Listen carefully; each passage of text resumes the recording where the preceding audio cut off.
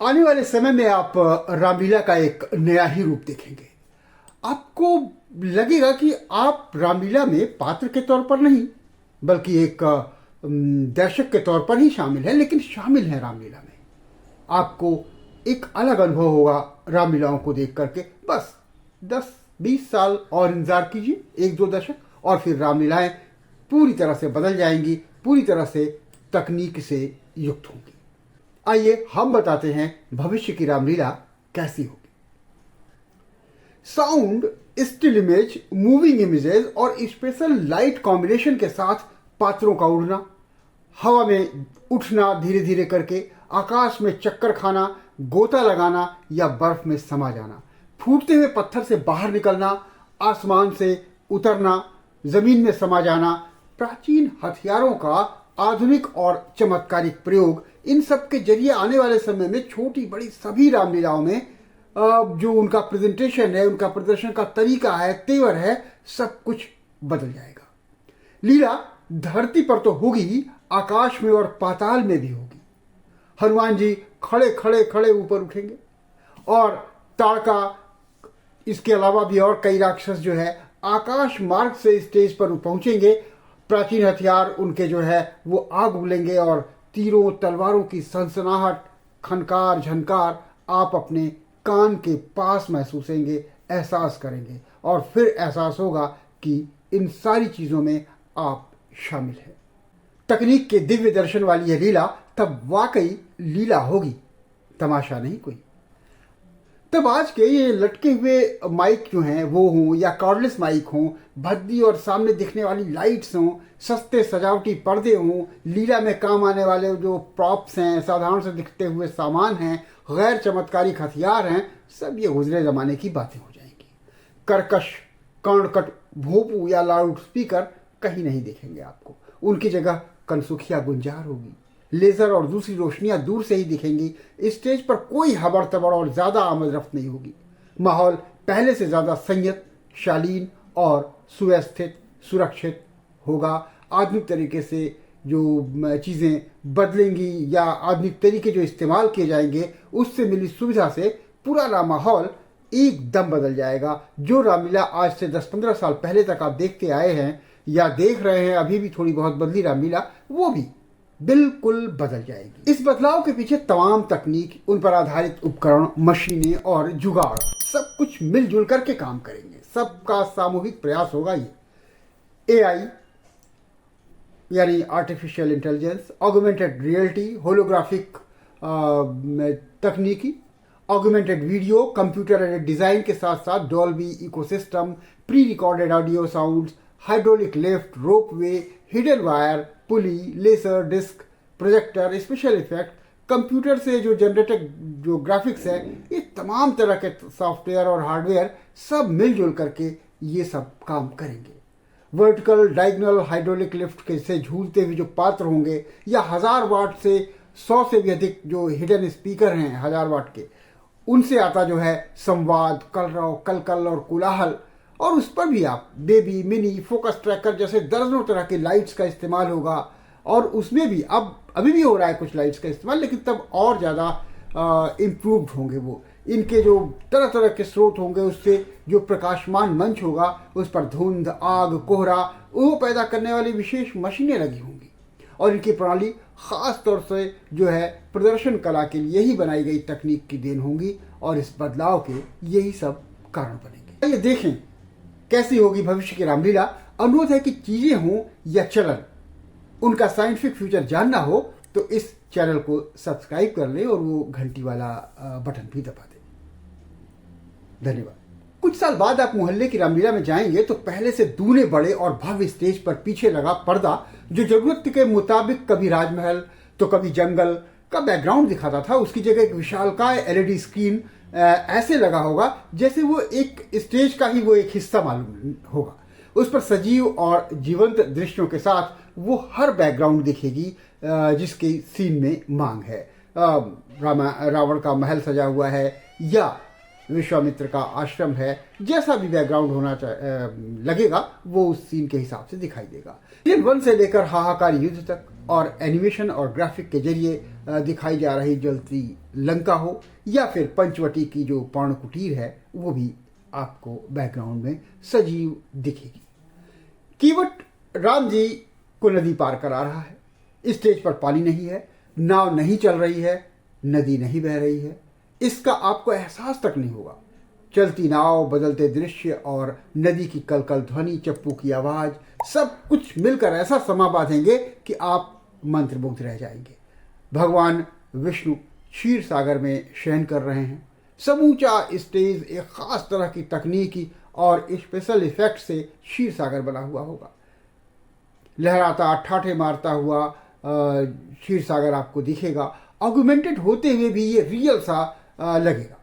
भगवान राम की ठोकर लगते हुए पत्थर जो है वो चटकने की आवाज के साथ फटता है।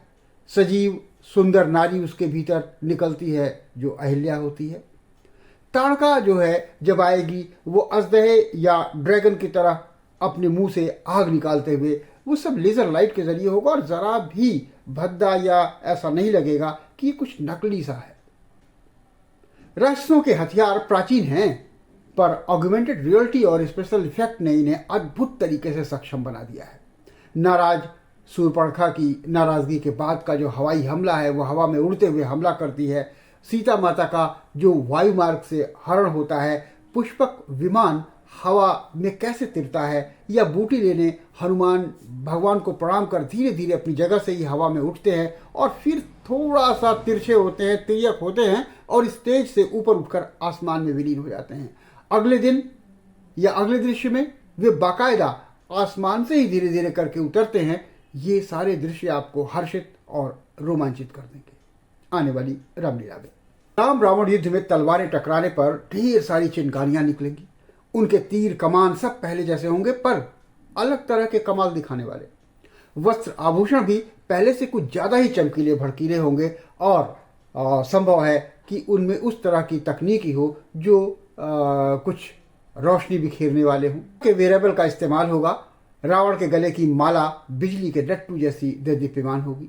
अवसर के अनुसार पुष्प वर्षा हो या बिजली कड़कना, उल्कापात हो या सियारों का रोना, जंगल में पक्षियों की चहचहाट हो, जानवरों की सरसराहट हो या फिर शेर की दहाड़, हवा की सरगोशी, सब सब साफ साफ सुनाई देगी आपके कानों में, बिल्कुल असलियत की तरह। लीला क्या है? एक शानदार जीवंत सिनेमा है जो कभी कभी बिना चश्मे के ही 3D हो जाती है। तकरीबन 125 फुट का आंखें मटकाता रावण का पुतला हाथ उठाकर अट्टहास करता है। पुतले की आंखें और उसके परिधान इस तरह हिलते डुलते जगमग करते हैं कि असल का एहसास कराते हैं। खास तकनीक से युक्त धनुष से लेजर युक्त जब तीर रावण की नाभ को लक्ष्य करके मारा जाता है तो इसके सही जगह पर लगने के बाद न सिर्फ आतिशबाजी छूटती है, रंग बिरंगी रोशनी फूटती है, आग निकलती है, बल्कि आह जय श्री राम की आवाज भी निकलती है। 90 से 100 फीट तक के विशालकाय मेघनाद और कुंभकर्ण के पुतलों के साथ भी इसी तरह का कोई न कोई डिजिटल और तकनीक शुदा आकर्षण जुड़ा हुआ है। रामलीला का मंच तिमंजिला होगा, जिसकी 3 मंजिलें आकाश, पाताल और धरती को दर्शाती हैं।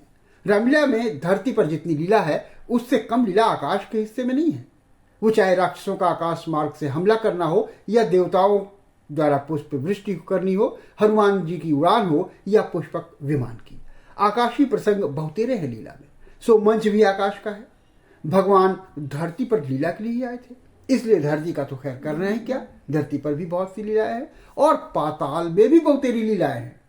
लहराता सागर, बहती नदी, बर्फानी चोटी या चमचमाती भव्य विस्तृत स्वर्णपुरी लंका हो, और उसका दिल दहलाऊ दहन दिखाने के लिए, लीलाओं को साकार करने के लिए चाहिए बहुत गजब की तकनीक और उसका तामझाम। और साथ साथ इसके सॉल्यूशन की खातिर ऐसा विशेषज्ञ भी चाहिए जो लीला मंच और स्थान की सीमितताओं को देखते हुए ऐसा रास्ता निकल सके जिससे वस्तुओं का हवा में उड़ना या आकाश में विलीन होना, हवा में जो चरित्र जा रहे हैं, उड़ रहे हैं, राक्षस हों चाहे देवता हों, वे अपना चरित्र प्रॉपर निभा सकें, वो हास्यास्पद या अवास्तविक न लगे। ऐसा करना इन जो तकनीकी विशेषज्ञ होंगे उनका कमाल होगा। फिल्मों में ये आसान है, पर यहाँ शानदार कौशल और प्रैक्टिकल साइंटिफिक नॉलेज की बहुत ज़रूरत है और ये उन्हें तब बहुत अच्छी तरीके से होगी। शुरुआती दौर के बाद इसमें होलोग्राफिक टेक्निक का समावेश होगा, जिसमें वर्चुअल और रियल का ऐसा समन्वय होगा, ऐसा कॉम्बिनेशन होगा कि लीला वास्तविकता के और करीब आ जाएगी। तीर चलेंगे तो कई बार आप अपने कान के पास गुजरते हुए इसकी सर्राटे को महसूस करेंगे। ध्वनि प्रदूषण न हो इसलिए साउंड सिस्टम इस तरह के होंगे कि वाईफाई और ब्लूटूथ के जरिए सीधे दर्शकों के कानों तक पहुंचेंगे। वातावरण में हल्ला गुल्ला नहीं होगा। तब पवन सुख संभव है कि जेटपैक के जरिए उड़ान भरते नजर आए। वियरेबल टेक्नोलॉजी और 3D प्रिंटिंग कुछ और नए गुल खिलाएगी उस जमाने की रामलीला में। मेकअप के क्षेत्र में तो खैर क्रांति ही आ चुकी होगी तब तक। सामान्य मानव को देवी देवता या दानव दिखाने के लिए, उनका आकार प्रकार बदलने के लिए तब बहुत सी तकनीक होगी और आप कई बार तो यकीन भी नहीं कर पाएंगे कि यह मनुष्य है या कुछ और प्रजाति का चीज है। पूरी लीला एनवायरनमेंट फ्रेंडली होगी और तब रामलीला कमेटियां कारपोरेट हो जाएंगी। लीला कमेटियां प्रचार प्रसार में सोशल मीडिया और न्यू मीडिया में ईमेल, मेलर, ई न्यूज़लेटर, ई कार्ड वगैरह का इस्तेमाल अभी भी करती हैं। तब इसका और भी तरीके से करेंगी और साथ ही साथ जो सुरक्षा व्यवस्था है उसमें बहुत अलग अलग तरह के ड्रोन और रोबोट का इस्तेमाल होगा।